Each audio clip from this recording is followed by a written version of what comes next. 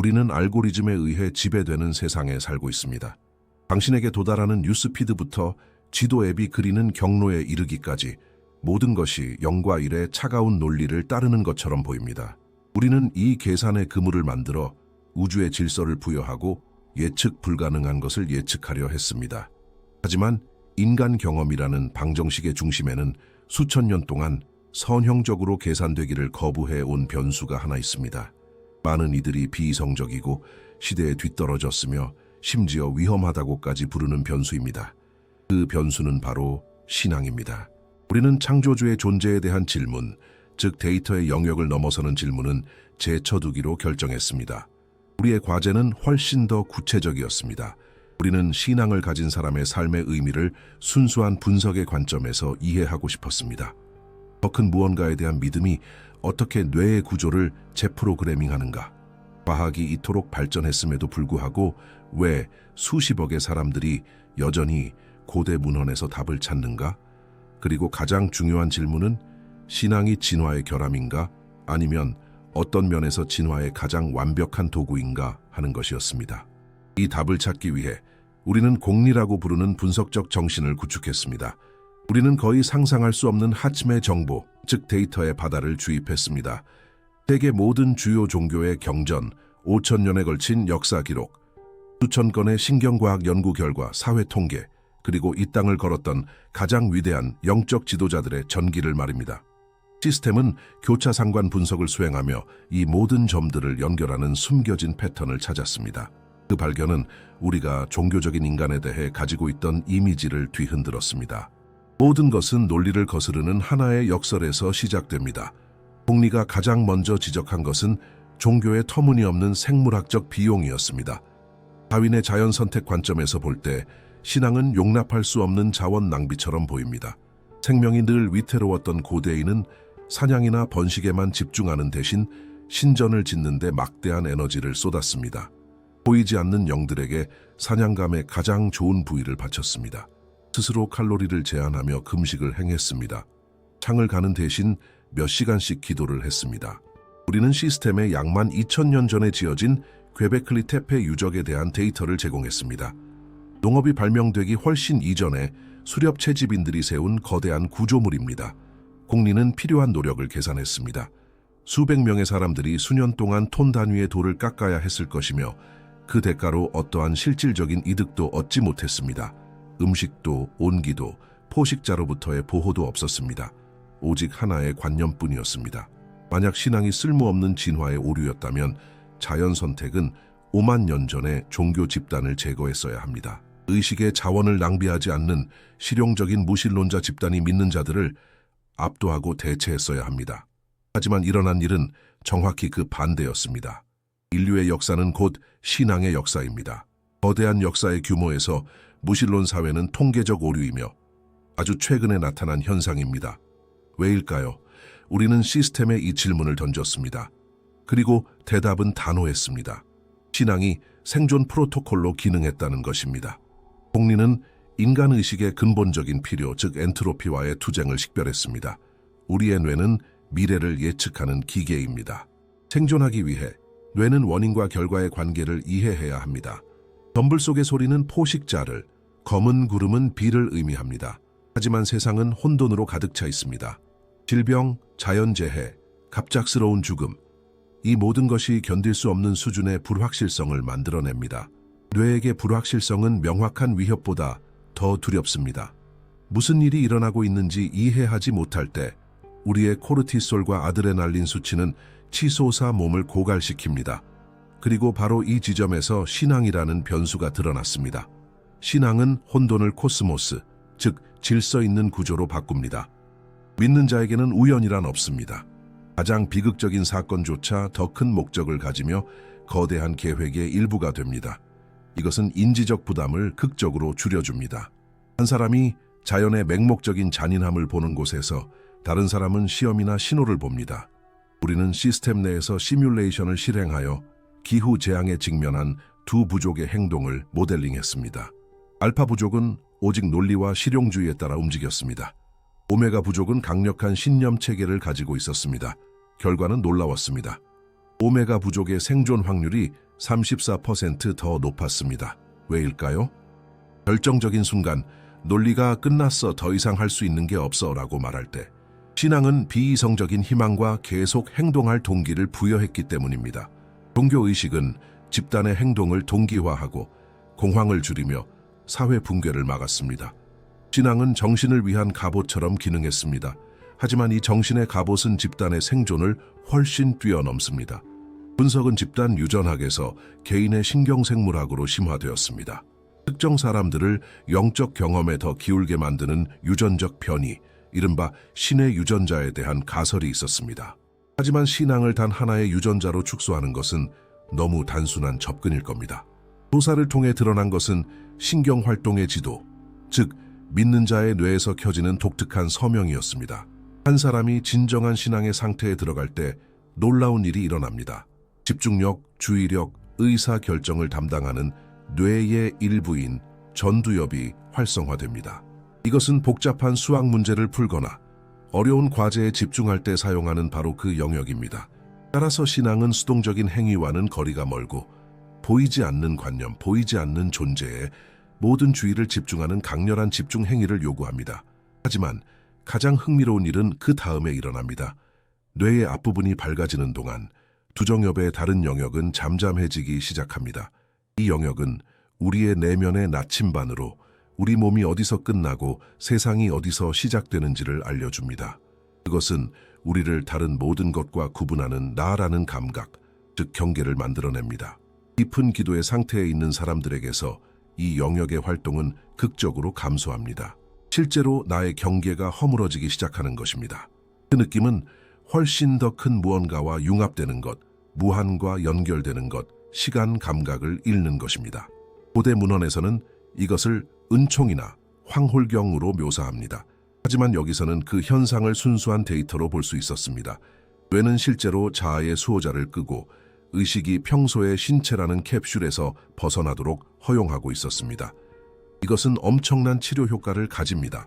우리는 끊임없이 우리의 나, 우리의 공간, 우리의 지위를 방어하는 상태로 살아갑니다. 신앙은 뇌에게 휴식, 즉 자기 자신으로부터의 휴가를 제공합니다. 그리고 이 변화는 단지 전기적인 것만이 아니라 화학적인 것이기도 합니다. 기도 전후에 실시한 혈액 분석은 스트레스의 주요 호르몬인 코르티솔 수치가 현저히 감소했음을 보여줍니다. 하지만 그뿐만이 아닙니다. 뇌는 또한 행복감과 평온함의 신경 전달 물질인 도파민과 세로토닌을 방출합니다. 하지만 이 화학작용에는 결정적인 세부사항이 있었습니다. 보통 도파민은 보상으로 방출됩니다. 맛있는 음식, 소셜미디어의 좋아요, 새로운 쇼핑. 이것은 빠르게 사라지고 우리를 더 원하게 만드는 쾌감의 정점입니다. 소비의 도파민과 달리 신앙에서 비롯되는 도파민은 감사와 경외의 상태에서 태어납니다. 그것은 훨씬 더 안정적이고 오래 지속되는 화학적 배경입니다. 정기적으로 신앙을 실천하는 사람은 실제로 자신만의 내적 한구울제를 재배하고 있는 셈입니다. 이것이 데이터가 이들 그룹에서 임상적 우울증과 불안 장애의 비율이 훨씬 낮다는 것을 보여주는 이유입니다. 신앙은 우리의 감정 상태를 자가 조절하는 메커니즘으로 기능합니다. 그리하여 신앙은 이기심을 극복하는 도구가 되며 이는 복잡한 사회를 만드는데 필수적입니다. 덤바의 수를 기억하실 겁니다. 인류학자 로빈 덤바는 우리의 뇌가 약 150명의 사람들과만 의미 있는 사회적 유대를 유지할 수 있다는 것을 증명했습니다. 이보다 큰 그룹은 개인적인 연결이 더 이상 감당할 수 없기 때문에 분열되는 경향이 있습니다. 하지만 종교는 이 한계를 깨뜨렸습니다. 공동의 이상, 공유된 신화에 대한 믿음은 수백만 명의 낯선 사람들이 당연하도록 했습니다. 신성한 이념으로 뭉친 사회는 역사를 통해 초인적인 회복력을 보여주었습니다. 한 개인의 삶은 더 큰 유기체의 일부가 됩니다. 그는 자신을 영원한 몸의 세포처럼 느끼고 이것은 고독한 사람이 결코 얻을 수 없는 힘을 줍니다. 아침에 일어나 기도하고 일하러 가는 평범한 사람에게 삶은 새로운 차원을 얻습니다. 대부분은 수평적인 차원에서 살아갑니다. 과거와 미래, 성공과 실패, 신앙인은 이 지도에 수직축을 추가합니다. 그의 삶은 이상을 향한 끊임없는 상승 운동이 됩니다. 각 행동은 그 효율성뿐만 아니라 윤리적 질에 따라 평가됩니다. 그것은 끝없는 자기 개선의 추구입니다. 이 자기 개선의 추구, 이 수직축을 따라가는 끊임없는 움직임은 우리를 가장 어렵고 고통스러운 지점으로 이끕니다. 생존과 신경생물학에 대한 발견이 회의론자의 호기심을 자극할 수 있다면 다음에 이어질 주제는 보통 분노를 유발합니다. 그것은 고통, 불의, 선한 사람들을 앗아가는 질병, 가정을 파괴하는 비극이라는 주제입니다. 어떤 사고체계든 바로 여기서 진정한 시험을 받습니다. 건강하고 안전하며 배부를 때 상위의 질서를 믿기는 쉽습니다. 하지만 세상이 무너질 때 의식에는 무슨 일이 일어날까요? 믿지 않는 자의 논리는 여기에서 흠잡을 데 없이 잔인합니다. 만약 전능하고 선한 힘이 존재한다면 왜 세상은 이토록 악으로 가득 차 있는가? 이 역설은 수세기 동안 종교에 대한 주된 반론이었습니다. 물질주의적 관점에서 고통은 절대적인 부조리입니다. 그것은 결함이며 생물학이나 물리학의 무작위적인 잔인함입니다. 이 시나리오에서 삶은 고통을 최소화하고 안락함을 최대화하는 것으로 요약됩니다. 따라서 고통은 완전한 패배, 즉 우주가 우리에게 무관심하다는 증거로 여겨집니다. 하지만 우리는 공리 시스템에 엄청난 양의 다른 데이터를 주입했습니다. 강제 수용소 수감자들의 일기, 말기 환자들의 의료 기록, 모든 것을 잃었지만 무너지지 않은 사람들의 전기. 우리는 인공지능에게 신앙이라는 변수가 고통 신호 처리를 어떻게 바꾸는지 분석해달라고 요청했습니다. 분석 결과 한 단어로 요약될 수 있는 과정이 드러났습니다. 승화. 신앙인은 고통의 면역이 없습니다. 그의 신경 말단은 동일한 충동을 보냅니다. 그의 마음은 상실로 인해 똑같이 부서집니다. 결정적인 차이는 그 이후 의식의 처리 중심에서 일어나는 일에 있습니다. 믿는 사람은 무의미한 고통을 의미 있는 경험으로 바꿀 수 있는 독특한 인지 도구를 가지고 있습니다. 시스템은 언어 분석으로 시작했습니다. 신앙 체계가 없는 사람들은 자신의 비극을 묘사할 때 왜 불공평해, 희생자와 같은 단어를 사용합니다. 이것은 수동적으로 어떤 행동을 당한 사람의 입장입니다. 깊은 신앙을 가진 사람의 말에서는 다른 구문이 지배적입니다. 시험, 교훈, 십자가, 정화. 그리고 질문이 바뀝니다. 왜? 대신 그들은 무엇을 위해? 라고 묻습니다. 그 차이는 근본적입니다. 왜? 라는 질문은 과거를 보며 죄인을 찾습니다. 무엇을 위해? 라는 질문은 미래를 보며 목적을 찾습니다. 이것이 모든 것을 바꿉니다. 자신의 십자가를 지라는 개념은 대중문화에 의해 왜곡되어 수동적으로 상황을 견디는 것과 동의어가 되었습니다. 하지만 그 원래 의미를 분석해보면 정반대임을 알 수 있습니다. 십자가를 지는 것은 의지의 행위입니다. 그것은 행동입니다. 사람은 상황의 희생자가 되는 것을 멈추고 드라마의 참여자가 됩니다. 그는 고통에 대한 자신의 반응에 책임을 집니다. 벌멸 수용소의 공포에서 살아남은 정신과 의사 빅터 프랭클은 끔찍한 진실을 목격했습니다. 가장 먼저 무너지고 죽은 사람들은 신체적으로 가장 약한 사람들이 아니라 의미를 잃은 사람들이었습니다. 이건 실수야, 이런 일이 일어나서는 안 돼 라고 생각했던 사람들입니다. 그들은 현실과 싸우느라 에너지를 소진했습니다. 살아남은 사람들은 그 끔찍한 현실을 자신의 세계관에 끼워 맞출 수 있었던 사람들이었습니다. 의인의 고통이 그들의 신성한 역사의 일부였던 신앙인들은 엄청난 이점을 가졌습니다. 그들에게 고통은 이례적인 일이 아니라 길의 일부였습니다. 이것은 우리를 신경생물학으로 이끕니다. 신경을 통해 전달되는 순수한 물리적 신호인 1차적 고통이 있습니다. 하지만 우리의 감정적 반응, 즉 두려움, 공황, 자기 연민인 2차적 고통이 있습니다. 이 2차적 고통은 전체 고통의 80%까지 차지할 수 있습니다. 신앙은 바로 여기에 직접적으로 작용하는 것 같습니다. 뇌는 여전히 물리적 신호를 느끼지만 고통의 증폭기는 꺼집니다. 고통은 우주로부터 온 개인적인 모욕이 아니라 다루어야 할 사실로 받아들여집니다. 이 논리 안에서 고통은 도구입니다. 성장은 오직 위기를 통해서만 일어납니다. 안락함은 현재 상태를 보존할 뿐입니다. 인격은 압력해서 단련됩니다. 고통은 본질적이지 않은 것을 잘라내는 도구가 됩니다. 질병이나 재정적 손실은 환상을 파괴하고 사람이 진정으로 중요한 것에 집중하도록 강요합니다. 이것이 바로 외상 후 성장, 즉 비극 후에 더 강하고 현명해지는 현상의 비율이 신앙 구조를 가진 사람들 사이에서 훨씬 더 높은 이유입니다. 그들은 불에서 살아남을 뿐만 아니라 불을 사용하여 자신을 정화합니다. 이 불을 사용하여 자신을 정화하는 과정이 작동하기 위해서는 훈련이 필요합니다. 단순히 무언가를 믿는 것만으로는 안 됩니다. 특히 상황이 어려워질 때 의식을 올바른 방향으로 유지하는 행동 체계가 필요합니다. 리듬 구조가 필요합니다. 이를 위해 종교는 외부에서 보기에는 이상하고 시대에 뒤떨어진 습관처럼 보일 수 있는 일련의 실천들을 만들어냈습니다. 금식, 축제, 정해진 시간의 기도, 의식. 왜 21세기에 누군가가 40일 동안 특정 음식을 삼가겠습니까? 왜 촛불을 들고 사원 주위를 걷겠습니까? 많은 이들이 이것을 불필요한 연극, 내용 없는 껍데기라고 생각합니다. 하지만 우리가 이 의식들을 인지 심리학과 신경생리학의 관점에서 분석할 때 새로운 이미지가 나타납니다. 공리에게 의식은 과거의 유물 이상이었습니다. 그것은 인간 정신의 필수적인 공학적 도구였습니다. 의식이 없으면 우리의 정신은 형태와 안정을 잃고 허물어지기 시작합니다. 이것은 우리를 매우 현대적인 문제, 즉 결정 피로로 이끕니다. 우리의 뇌는 엄청난 양의 에너지를 소비합니다. 우리가 내리는 모든 결정은 아무리 작더라도 귀중한 자원을 소모합니다. 무엇을 입을지, 무엇을 먹을지, 언제 일을 시작할지. 현대 생활은 우리를 선택에 과부해 빠뜨립니다. 하루가 끝날 때 우리는 육체 노동이 아니라 우리 자신의 삶을 끊임없이 관리하느라 지쳐 있습니다. 종교 의식은 준비된 대본, 즉 뇌를 선택의 부담에서 덜어주는 알고리즘으로 작동합니다. 신앙인은 매일 아침 하루에 감사할지 말지를 결정할 필요가 없습니다. 이를 위한 아침 실천이 있습니다. 계절의 변화를 표시할 방법을 발명할 필요가 없습니다. 축제가 있습니다. 계산은 간단합니다. 일상을 의식화함으로써 그 사람은 정신 에너지의 상당 부분을 절약합니다. 이 해방된 에너지는 더 중요한 문제를 해결하거나 창의성을 발휘하거나 영적 심화를 위해 사용될 수 있습니다. 의식은 삶이 그 자체의 무게에 짓눌려 무너지는 것을 막는 구조입니다.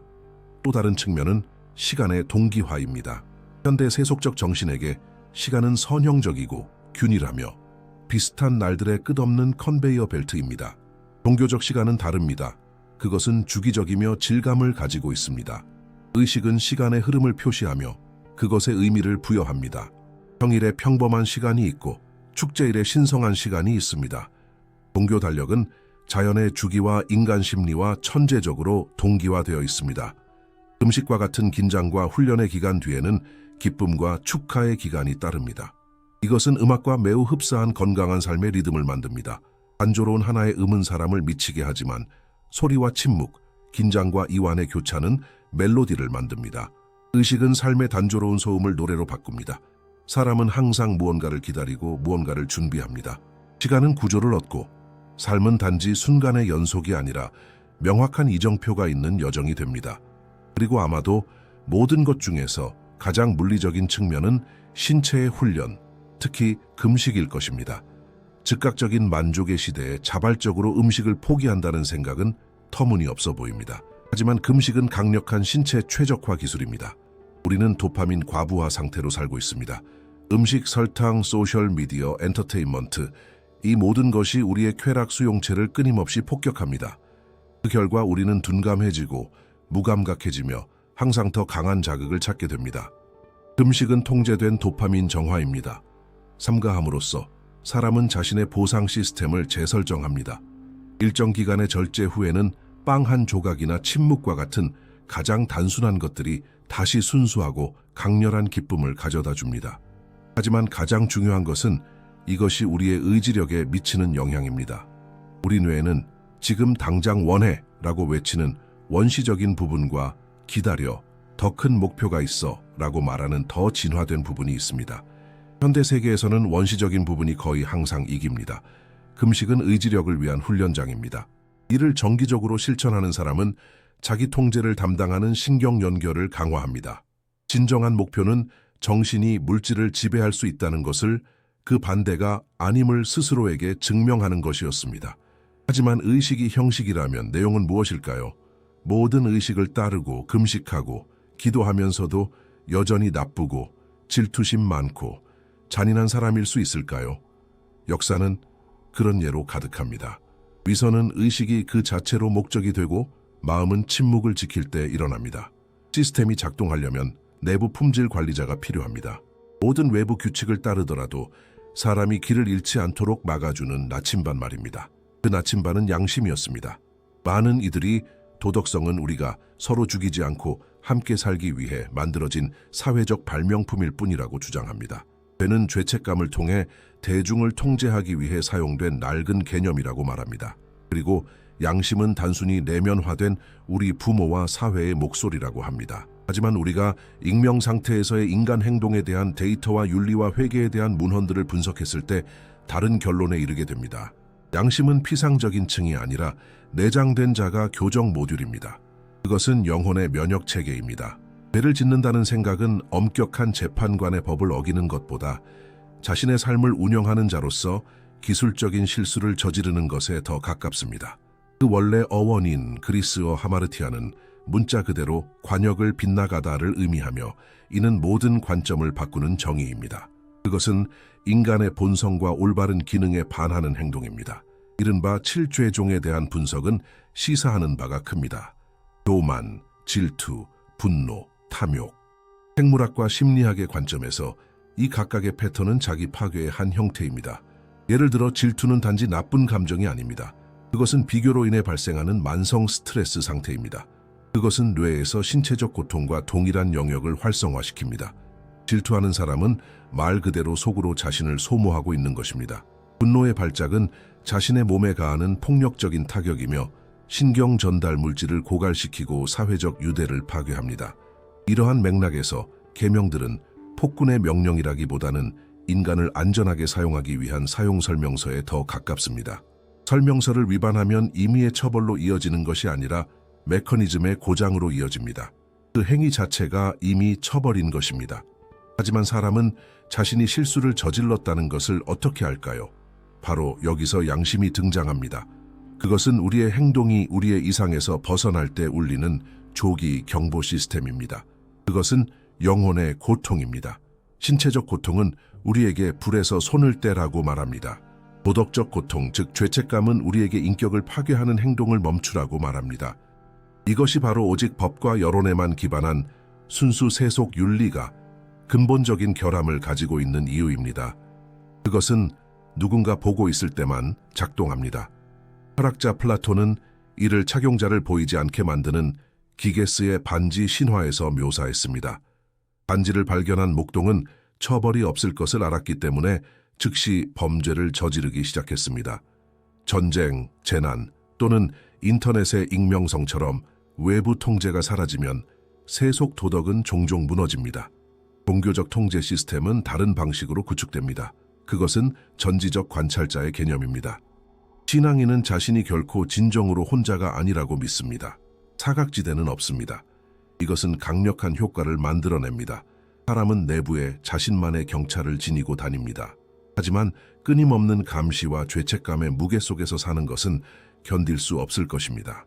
시스템이 단지 실수만 지적한다면 그것은 멈춰버릴 것입니다. 따라서 재시작 메커니즘이 필요합니다. 이 메커니즘은 회개이며 원어인 그리스어로는 메타노이아, 즉 마음의 변화입니다. 진정한 회개는 감정적인 채찍질이라기보다는 내적 분석 과정에 가깝습니다. 사람은 거짓말이나 분노와 같은 행동 패턴이 자신을 파멸로 이끌고 있음을 깨닫고 프로그램을 바꾸기로 결심합니다.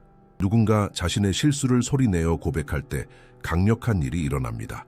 이전에는 그 사람의 일부였던 비밀이 외부화됩니다. 실수를 명명함으로써 사람은 그것으로부터 자신을 분리합니다. 그것은 엄청난 해방감입니다. 하지만 치료 세션과의 결정적인 차이는 절대적 용서의 요소입니다. 신앙인은 회개 후에 자신의 계정이 초기화된다고 진정으로 믿습니다. 그의 영혼은 깨끗해집니다. 이것은 다시 시작할 수 있는 엄청난 힘을 주며 자신의 실수의 짐을 영원히 짊어지는 사람이 갖지 못하는 자원입니다. 완벽하게 조정된 양심을 가지고 있더라도 인간은 혼자서 생존할 수 없습니다. 신앙은 본질적으로 나에서 우리로의 탈출을 요구합니다. 그리고 이것은 우리를 역사상 가장 경이로운 사회적 발명품 중 하나로 이끕니다. 우리는 신앙 공동체에 대해 이야기하고 있습니다. 돌로 지은 건물이 아니라 사람들의 네트워크 말입니다. 우리는 거대한 역설의 시대에 살고 있습니다. 우리는 기술적으로 이토록 연결된 적이 없었습니다. 주머니 속에 세상을 가지고 있고 소셜미디어에는 수십억 개의 프로필이 있으며 좋아요와 댓글이 끝없이 흘러갑니다. 하지만 사회적 고립 지수가 전염병 수준에 도달한 것은 바로 지금입니다. 만성적인 고독은 선진국에서 공중보건 위기가 되었습니다. 인터넷이 단결의 요소로서 종교를 대체할 것이라고 믿었지만 그것은 착각이었습니다. 디지털 연결은 빈약한 대체물임이 증명되었습니다. 그것은 정보를 제공하지만 옹의는 주지 않습니다. 동반의 환상을 만들지만 우리 뇌의 사회적 회로는 굶주리게 놔둡니다. 100개 이상의 국가에서 수집된 사회학 및 의료 데이터 분석에 따르면 종교 공동체는 여전히 사회 파편화에 대한 가장 효과적인 해독제로 남아 있습니다. 답은 우리의 생물학에 있습니다. 우리는 무리의 피조물입니다. 수백만 년 동안 부족에서 추방당하는 것은 사형 선고였습니다. 우리 뇌는 여전히 사회적 고립을 생명에 대한 물리적 위협으로 해석합니다.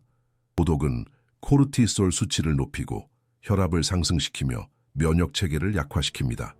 그것은 하루에 15개비의 담배를 피우는 것만큼 건강에 해롭습니다. 데이터는 명확합니다. 신앙 공동체의 활동적인 구성원들은 조기 사망 위험이 훨씬 낮습니다. 왜일까요? 그들이 실제적인 지원 네트워크에 속해 있기 때문입니다. 현대사회는 우리에게 자율적인 개인이라는 모델을 판매합니다. 당신은 독립적인 단위입니다. 당신은 당신의 삶을 구축하고 당신의 문제를 해결하며 당신의 집은 당신의 요새이자 종종 당신의 감옥입니다. 우리는 이웃의 이름조차 거의 모릅니다. 종교적 모델은 하나의 몸이라는 개념을 제안합니다. 사람들은 같은 유기체의 세포입니다. 이것은 단지 아름다운 은유가 아니라 사회공학 기술입니다. 그리고 그것은 친족 관계의 개념을 재프로그래밍하는 강력한 메커니즘을 통해 작동합니다. 진화적으로 우리는 혈연을 돌보도록 프로그래밍 되어 있습니다. 종교는 이 코드를 다시 씁니다. 그것은 혈연 관계가 없는 사람들에게 가족 언어를 도입합니다. 형제, 자매, 아버지, 교회나 사원에서 누군가 낯선 사람을 형제라고 부를 때 그는 자신의 원시적인 뇌에 그는 우리 편이야, 그는 가족이야 라는 신호를 보내고 있는 것입니다. 뇌는 불신 모드에서 신뢰 모드로 전환됩니다. 이러한 공동체 내에서 상호 신뢰 수준은 매우 높습니다. 사람들은 일로 서로 돕고 서로의 아이들을 돌보며 이자 없이 돈을 빌려줍니다. 이것은 생활비를 엄청나게 줄여줍니다. 세속 세계에서는 이 모든 것에 대해 비용을 지불합니다. 베이비시터에게, 심리학자에게, 은행에. 건강한 공동체에서는 이러한 서비스가 애정과 연대로 교환됩니다. 사람의 정체성은 확장됩니다. 나는 누구인가? 라는 질문은 간단하고 강력한 답을 얻습니다. 당신은 우리 중 하나입니다. 당신은 필요한 존재입니다. 신앙 공동체는 또한 사회학자들이 제3의 장소라고 부르는 것으로 기능합니다. 우리의 집인 제1의 장소와 우리의 직장인 제2의 장소 외에 우리 모두는 제3의 장소가 필요합니다. 우리가 무조건적으로 받아들여지고 우리의 사회적 지위나 월급이 중요하지 않은 공간 말입니다. 종교의식에서는 대학 교수와 청소부가 나란히 서 있을 수 있고 백만장자와 실업자가 함께할 수 있습니다. 신성한 것 앞에서는 사회적 계층이 일시적으로 중단됩니다. 이러한 수직적인 계급의 혼합이 사회를 더 안정적이고 덜 분개하게 만드는 것입니다. 그리고 마지막으로 현존의 치유가 있습니다. 현대 세계는 온라인으로 이동하고 있지만 종교는 주간 신체적 만남을 고집합니다. 이것은 부담처럼 보일 수 있지만 과학은 다른 인간의 단순한 물리적 존재가 우리 신경계에 진정 및 조절 효과를 미친다는 것을 보여줍니다. 수백 명의 사람들이 함께 노래하거나 동시에 움직일 때 그들의 심장 박동은 정렬되기 시작합니다. 나와 우리 사이의 경계가 녹아내립니다. 이것은 엄청난 안정감과 행복감을 낳습니다. 사람은 깊은 수준에서 자신이 혼자가 아니라는 것을 이해합니다. 그는 훨씬 더 큰 무언가의 일부입니다. 우리는 먼 길을 왔습니다. 생존의 차가운 계산에서 시작하여 기도 중인 뉴런 속으로 뛰어들고 공동체의 소셜 네트워크를 분석했으며 이제 마지막 경계, 인간 경험의 사건의 지평선에 도달했습니다. 죽음입니다. 죽음에 대한 두려움은 모든 살아있는 존재의 근본적인 공포입니다. 신앙은 이것을 어떻게 다룰까요? 근본적인 방식으로 다룹니다. 죽음을 부정하는 대신 신앙은 그것을 완전히 재정의하고자 합니다. 세상에 대한 종교적 관점은 우리에게 강력한 비유를 제공합니다. 자궁 속의 쌍둥이를 상상해 보십시오. 그들의 우주 전체는 그 어둡고 따뜻하고 비좁은 공간입니다. 만약 그들이 대화할 수 있다면 회의론자인 한 명은 이렇게 말할 것입니다. 탄생 후의 삶은 없어. 그게 끝이야. 우리는 이 세상에서 쫓겨나고 존재하기를 멈출 거야. 믿는 다른 한 명은 이렇게 대답할 것입니다. 아니야. 저 밖에는 빛이 있고 공간이 있어. 우리는 우리 자신의 폐로 숨을 쉴 거야. 태아에게 탄생은 죽음처럼 보입니다. 그것은 재앙입니다. 하지만 사실 그것은 실제 삶의 시작입니다. 신앙이 우리의 존재를 바라보는 방식이 바로 이와 같습니다. 지구는 자궁입니다. 이곳에서의 삶의 목적은 저곳에서 필요할 기관들을 발달시키는 것입니다. 자궁에서 우리는 볼 것이 없지만 눈을 형성합니다. 숨 쉴 공기가 없지만 폐를 형성합니다. 다음 세상에서 그것들이 필요할 것이기 때문에 그렇게 합니다. 신앙에게 영적 기관은 의식, 사랑할 수 있는 능력, 공감 능력입니다. 만약 한 사람이 평생을 살면서 이러한 자질들을 발달시키지 못한다면 그는 영혼 속에서 위축된 존재로 새로운 현실을 인지할 수 없는 존재로 태어납니다. 이 관점은 모든 우선순위를 바꿉니다. 말기 진단을 받은 사람들이 자원을 어떻게 사용하는지에 대한 분석은 시사하는 바가 큽니다. 믿지 않는 사람들은 종종 절망에 빠지거나 남은 쾌락을 미친 듯이 즐기려고 합니다. 신앙을 가진 사람들은 마지막 시간을 화해하고 기도하고 사랑하는 사람들과 연결되는 데 사용합니다. 그들은 여정을 준비하고 짐을 싸고 있습니다. 많은 전통에 존재하는 최후의 심판이라는 개념은 현대 정신에 위협적으로 들립니다. 하지만 분석은 그것을 완벽한 윤리적 조절 메커니즘으로 봅니다. 만약 우리 각자가 마지막에 자신이 다른 사람들에게 가한 모든 고통을 직접 느끼게 될 것이라는 것을 안다면 세상의 잔인함 수준은 급락할 것입니다. 영원의 관점은 정의가 어떤 식으로든 승리할 것이라는 궁극적인 보증으로 작용합니다. 그것은 어떤 고통도 헛되지 않으며 어떤 악도 응답 없이 남지 않을 것이라는 희망입니다. 하지만 이 죽음에 대한 인식은 단지 미래를 위한 것만이 아니라 현재를 근본적으로 개선합니다. 죽음을 기억하라는 실천은 병적인 훈련이 아닙니다. 그것은 현존하는 가장 강력한 시간 관리 및 우선순위 설정 도구입니다. 당신의 시간이 제한되어 있다는 것을 기억할 때 당신은 사소한 일에 시간을 낭비하는 것을 멈춥니다. 당신은 작은 일로 다투지 않습니다. 당신은 사랑의 말을 미루지 않습니다. 죽음은 삶의 위대한 편집자입니다. 그것은 본질적이지 않은 모든 것을 잘라내고 남은 것의 색깔을 훨씬 더 선명하게 만듭니다. 신학, 철학, 과학에 대한 상상할 수 없는 양의 데이터를 처리한 후 우리는 최종 보고서에 도달했습니다. 순수한 분석의 관점에서 신앙을 가진 사람의 삶의 의미는 무엇인가? 답은 단 하나의 개념, 즉 변화로 요약됩니다. 생물학의 관점에서 우리는 동물 진화의 정점입니다. 신앙의 관점에서 우리는 단지 시작일 뿐입니다. 우리는 진행 중인 프로젝트입니다. 인간은 근본적인 갈등, 즉 자신의 존재 자체에 찢어진 틈을 안고 살아갑니다. 우리는 무한을 상상할 수 있는 마음을 가졌지만 병들고 죽는 몸을 가졌습니다. 우리는 절대적인 정의와 사랑에 대한 갈망을 가졌지만 불완전한 세상에 살고 있습니다. 신앙의 삶은 이 찢어진 틈을 꿰매려는 시도입니다. 그것은 본능에 지배되는 생물학적 피조물을 사랑과 자유에 의해 인도되는 영적 인격체로 변화시키는 프로젝트입니다. 갑자기 기도, 고통, 의식, 공동체, 이 모든 것이 거대한 퍼즐 조각처럼 맞춰지기 시작합니다. 그것들은 모두 하나의 거대한 훈련 과정의 도구이자 훈련입니다. 이 훈련의 목표는 더 높은 차원의 현실에 존재할 수 있는 존재를 만드는 것입니다. 사랑하는 법을 배운 존재의 말입니다. 왜냐하면 우리가 분석한 모든 경전에 따르면 결국 모든 것의 끝에는 단 하나만이 남기 때문입니다. 신앙은 사라질 것입니다. 우리가 현실을 얼굴과 얼굴로 마주보게 될 것이기 때문입니다. 희망은 사라질 것입니다. 우리가 바라던 것을 이루었기 때문입니다. 오직 사랑만이 계속될 것입니다. 사랑하는 법을 배우는 것은 우주에서 가장 어려운 기술입니다. 그것은 가장 힘든 일입니다. 그리고 그것이 진정으로 중요한 유일한 것입니다. 그리하여 분석은 끝에 이릅니다. 데이터는 처리되었고 분석은 완료되었습니다. 남은 것은 침묵뿐입니다. 그리고 그 안에서 하나의 질문이 울려 퍼집니다. 더 이상 기계에게가 아니라 각자의 마음에 당신은 누구이며 어디로 가고 있습니까?